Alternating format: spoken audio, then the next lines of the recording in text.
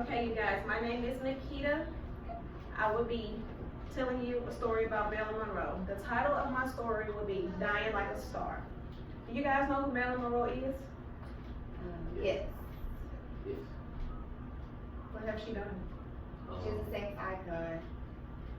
She was a movie star. Okay. She had sex with the president. Okay. She sung happy birthday to him.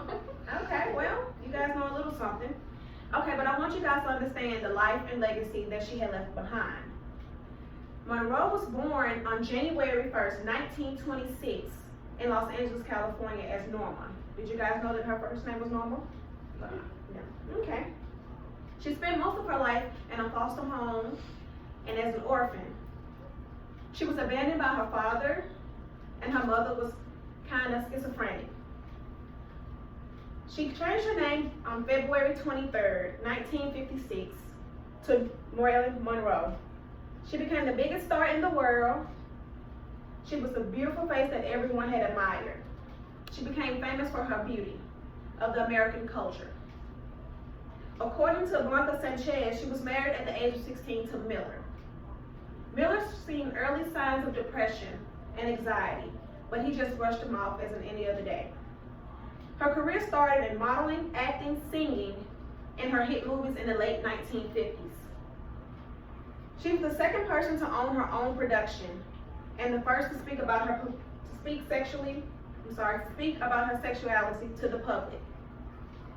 She was famous for modeling for famous magazines such as Jet magazines. She sang happy birthday to the president, John F. Kennedy. Do you guys know who the president of John F. Kennedy is? Yes. Okay. Did anybody know that Marilyn Monroe had a mental illness or any sicknesses? Nah. No? Well, some of her emotions became a toll on her and everything went downhill. She had a psychological state of mind. She was dealing with anxiety, depression, and drugs. This caused her to have multiple marriages, multiple miscarriages, and lots of affairs with different celebrities. Her mental illness was hereditary from her mother. Her mother was sent to a psych ward back in the late 1940s. Her father abandoned her, and that caused her to live on with her dreams. In the late 1950s, Monroe's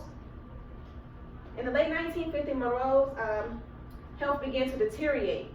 She suffered from opiates, barbiturates, and depression really, really bad.